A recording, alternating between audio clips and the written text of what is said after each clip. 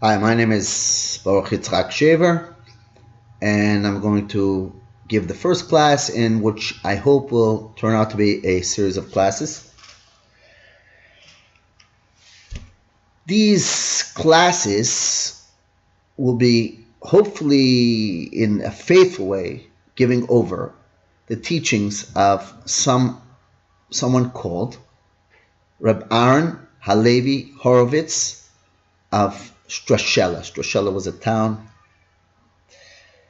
in Russia, and he lived there, and he was the Rebbe of that town. He was the main disciple, the top student of Rabbi Shneir Zalman of Liadi, finally called the Alter Rebbe, who established the Hassidic movement called Chabad, which is very unique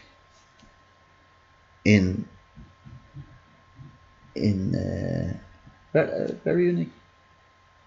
And Rebbe Aharon is also very unique. His teachings are very profound and experiential. The way that Rabbi Shneir Zalman of Liadi, his way to bring us close to God and establish a profound connection to God, to Hashem, is through a method called contemplation. Contemplation, this method of contemplation, is a discipline. It's a discipline. You cannot simply run through these teachings or kind of,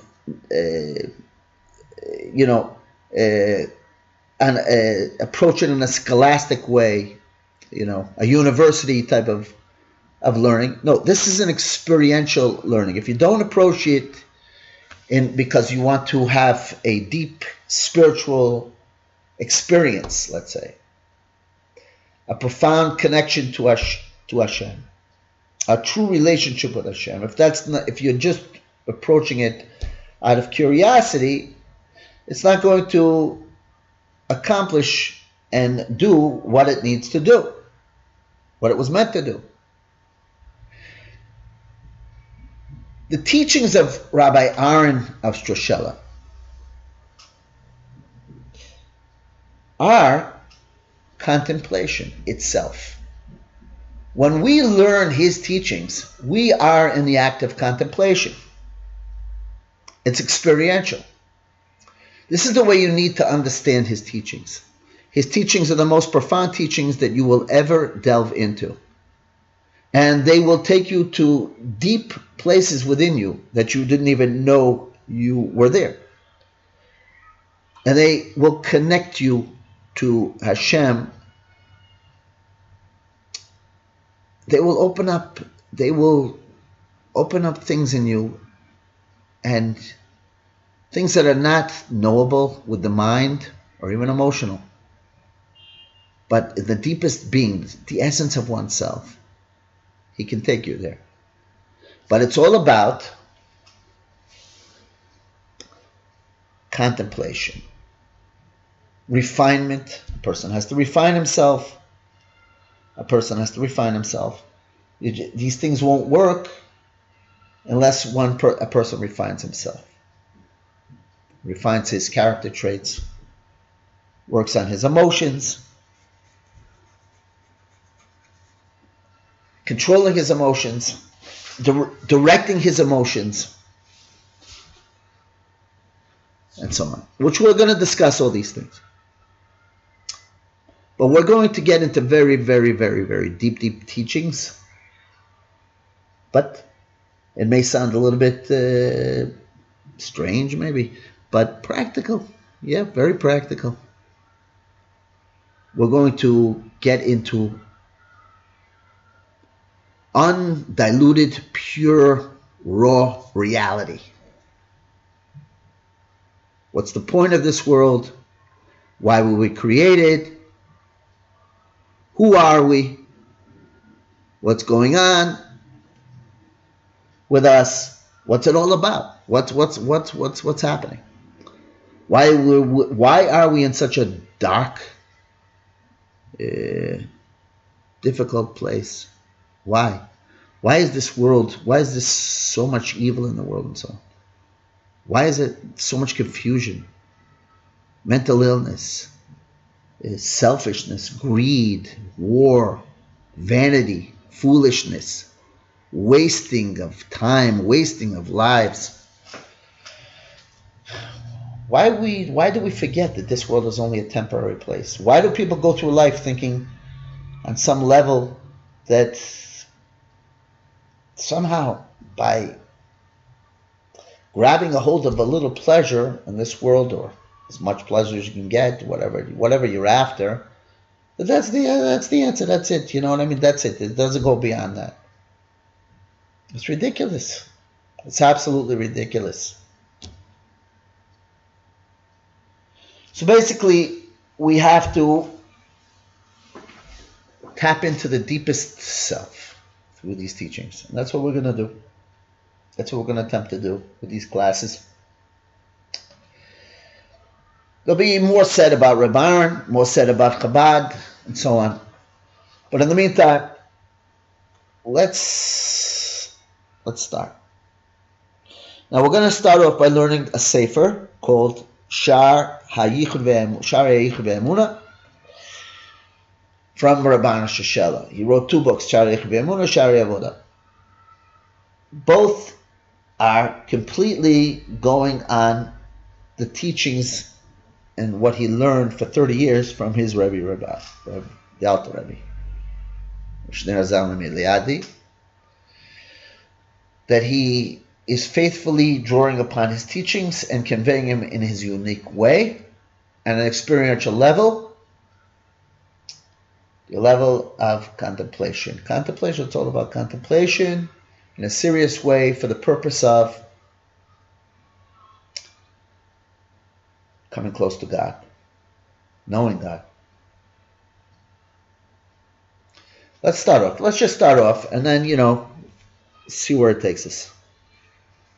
First of all, the way we're going to do it is that I may read, translate, and explain, or I may just give the idea over. If you would like the text, it's possible to buy it. It's also possible to download it free from HebrewBooks.com. The printing is very poor there. The one that's on the market that you can buy is a much clearer, beautiful print. Nice cover. Okay, fine. Anyway, so he starts off, first of all, apologizing. Apologizing in the sense that he feels like he was put into a position that he hopefully that he feels that he can hopefully faithfully teach what he needs to teach and so on, but put in that position where he didn't volunteer for this, that he felt that he was forced to do it, which he will explain why. Now, this is every true great leader that we've ever had never pursued and wanted to be the leader. He was pushed into it for one reason or another. Like our first major teacher, Moshe Rabbeinu, Moses, who led us out of Egypt. It was through him that we got the Torah, and so on. But you see, when God put him in that position, at first he tried to get out of it. Felt he wasn't worthy, whatever it is. So this is the way that Rebbe Aharon opens up the Sefer, that he's apologetic, but it's come a time where certain things have to be revealed, and he's going to reveal things that his predecessors, the great men who were delved into the realm of mysticism, Pnimius HaTorah, would only would say write a book, but they would write it in a way where only those who are initiated by teachings from by another human being, by a Rebbe, that they would be able to understand the further teachings that are found in the books, but only through the keys that were given over to them from their Rebbes. So basically, his predecessors would write a book in such a way, to most people it would seem to be riddles. It would be hidden. He says in a sweet way, the sweet language, they would hide things. That now there's come a time where that Hashem he wants it to be revealed now, revealed to all of us, these teachings. And that's the first thing, the first point he makes, that even he may not be worthy, which he certainly was very worthy, but he was humble, and in his own eyes he thought maybe he's not the most worthy, but he was in the position where he had to do it. He had to write this book and reveal these things. Now, that's the first point he makes. The second point that he makes, that he asks the question, the Kabbalah, the inner Torah, these teachings, and what are they established? What is their purpose? What do they affect? What is their effect in the world? Effect upon us? And what exactly is the teachings itself? What is the knowledge of it? And why do we need it? And these are the questions that he asks. And the second point. Now he says like this: Ki hine mudazos azahot shisiru bale mekubalim harishonim v'achronim ayedias hakabala. So he's saying that our predecessors, his predecessors, the masters of the inner teachings, the masters of Kabbalah, actually warned about how this knowledge has to be learned, has to be disseminated, learned among our people. Has to be learned. Beginning with the Kabbalah, beginning with the Zohar. The Zohar, Rabbi Shimon Bar Yochai, I think most people heard of the Zohar. If not, look it up and you can do your research. Full of warnings, and really almost in an exaggerated way, almost great emphasis upon the necessity to learn these deep teachings.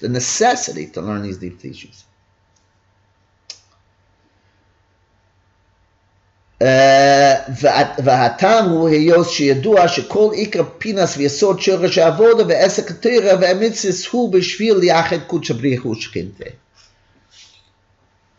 The cornerstone, the foundation of our Torah, of doing the commandments, the mitzvahs, the whole foundation, the whole cornerstone, he's saying, is to what is called to unite Kudsha B'rich U'Shechinte, to unite the Holy One and the Shechina, the presence, the godly, the divine presence.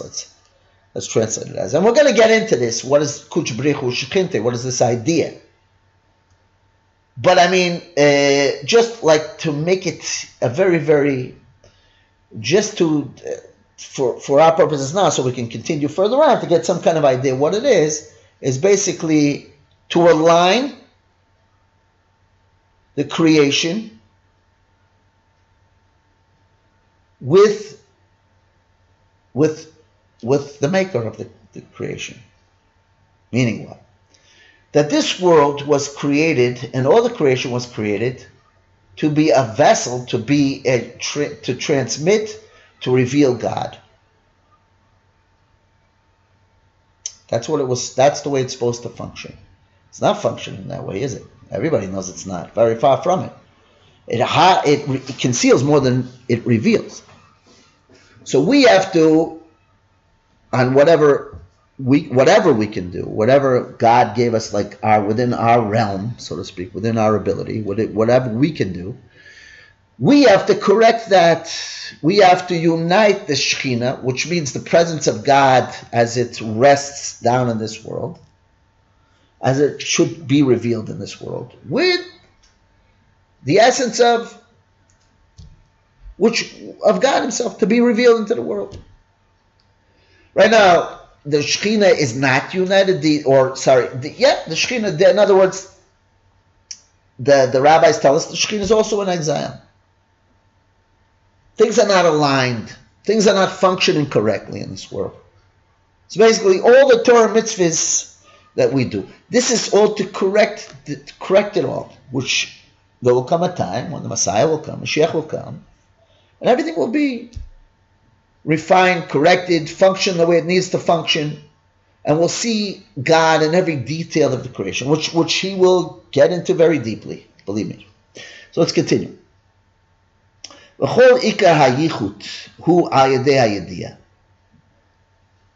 the main way that we make this connection, he's saying, the way we make this unification between what we call the essence and the revelation, the way that the vehicle is functioning the way it should and revealing what it needs to reveal, which is God.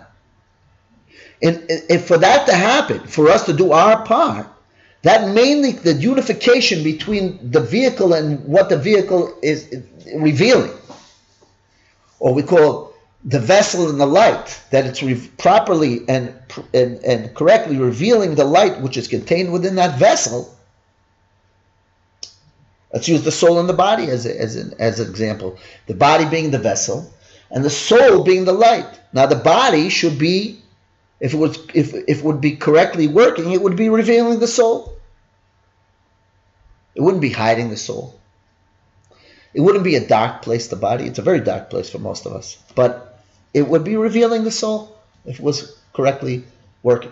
Now the way we make a proper unification between light and vessel, body and soul, and all these type of things is through the Torah mitzvahs. And the way that we do that, the way that we make that functions correctly, is what that Rebbe Aharon calls Yediyah.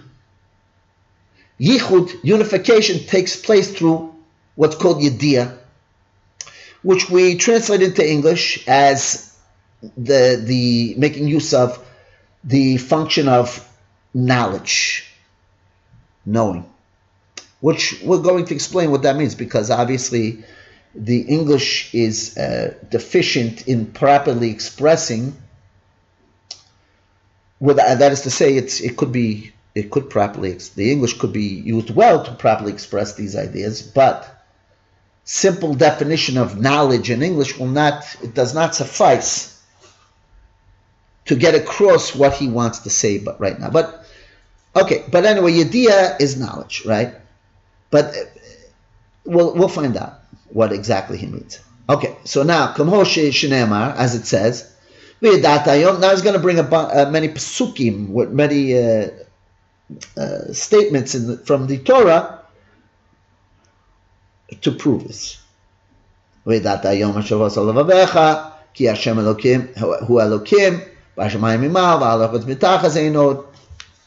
should know today, and you should return it to your heart, bring it into your heart, that God, Hashem, the name Hashem, Yud Kei Vav Kei, Hu Elokim, He is God. In the heavens above and on the earth below, there is none other than Him. You have to know that. This is Pasukim, comes from the Torah. You should know God and serve Him. You have to know. Many Pasukim.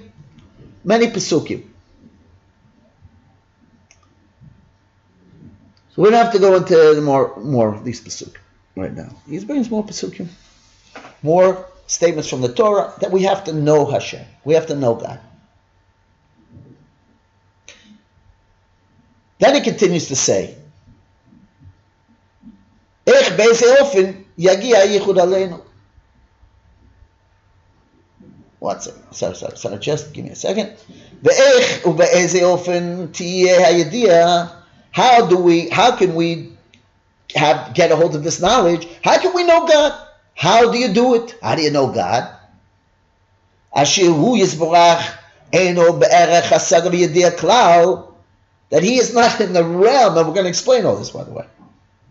For the uninitiated, let's say, I don't know, for people who haven't been exposed to these ideas before,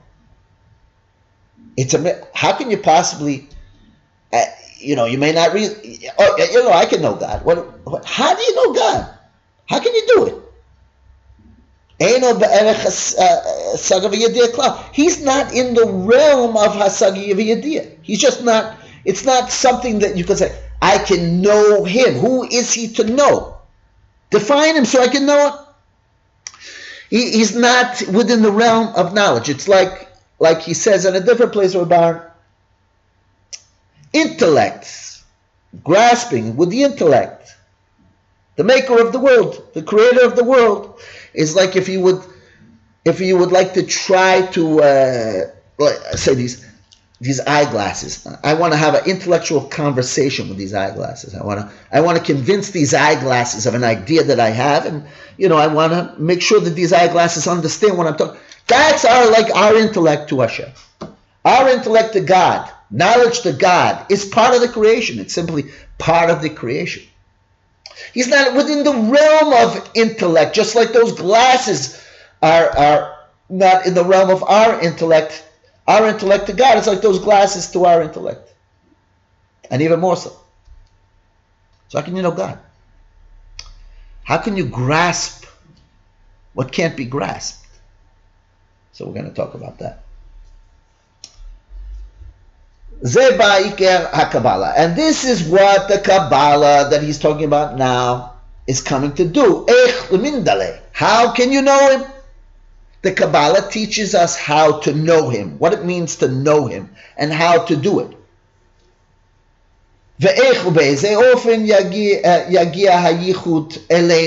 How can this unification between the created and the created and the creator, the body and the soul, how can this unification come to be?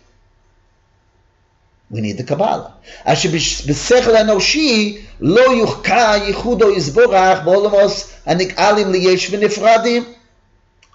That what? With human intellect, left on its own, without revelation, human intellect, you cannot possibly search these things out. You can't come to these things with human intellect. You can be the most brilliant person in the world. Brilliant, and there are brilliant people in the world. And you can be the most brilliant person in the world, but you'll never figure this out. You can't. It's not within your ability. You can't. Because it's not a question of brilliance. It's not a question of human intellect over here. It has to be revealed. Only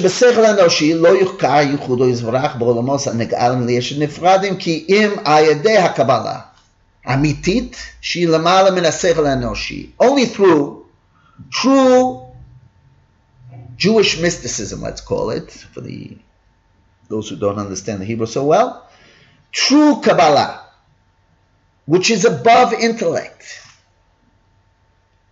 True, it was given in a way that will be able to come into the intellect, but its source is coming from above intellect.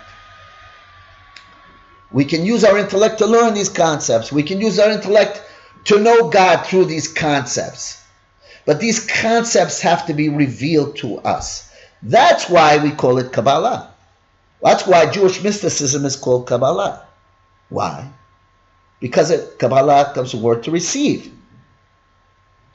And it had to be received. It can't be something that you can come up on your own. And he's going to explain, where did we receive it from? Kabbalah. That's why it's called Kabbalah. שההשכלת ייחודו יזברך הוא מקובלת מפה אל פה עד למשה רבנו עליו השלום מסיני. That the using the mind using the das, using the mind to come to the unification, was the tools and this knowledge that we need to do that was given to Moshe Rabbeinu and handed down, given at Har Sinai, given at the mountain of Sinai, to Moses, our teacher, and handed down to us. That's one way. Another way is revelation in different forms. Or Al Pigilu Eliyahu Zachul Atoiv, or through the prophet Eliyahu Navi, who revealed himself to certain tzaddikim, certain righteous men, and taught them, revealed new teachings, new things that weren't handed down. But it's revelation. The point is, it's revelation. So, just to summarize what we learned so far, that we need to unify the created world, everything in creation, and we can only do our part, obviously. You can only do what you can do, but you need to do what you can do. And what is that? That we need to unify the created and the creator. Kutshabrichu Shachinte, the revelation with the essence. We have to reveal, we have to do what we can to properly unify the vehicle and make the world a vehicle, and everything that we, in other words, ourselves and everything within our domain, so to speak, what was given to us, by working on ourselves. I mean, you can't force anything on anybody or anything, but you can do your part. You can do your contemplation, self-refinement, doing the learning Torah, doing mitzvahs, with this element of das, which means the teachings of the Kabbalah or the Pnimius Torah, or as we have today, the teachings of Hasidus, from the Baal Shem Tov to the Maggid and the students of the Maggid, and mainly our way right now that we're focusing on is through Rebbe Shneur Zalman of Liadi, the Alter Rebbe, and specifically Rebbe Aharon of Strashelye, which will take us to places, which will take us to this unity, God willing. At least we need to make the effort. I mean, the point is to make the effort. I mean, you can only do what you can do, but you need to make the effort. Those who haven't learned Tanya, I suggest to go and learn the Sefer of the Tanya from the Alter Rebbe, because as Rabban will say, the Tanya is basically the bottom line of the practical advice of what a person needs to do, and it's the more practical application of these principles. But part of the practical application of what the Alter Rebbe established is contemplation, and this is the contemplation. This is the contemplation.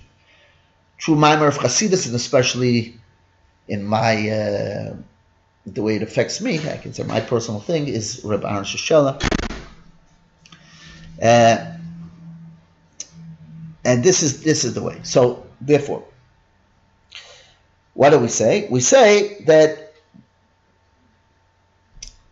through these teachings, we're going to make this unification, the yichud, and then it can only come through these teachings by contemplation and serious discipline.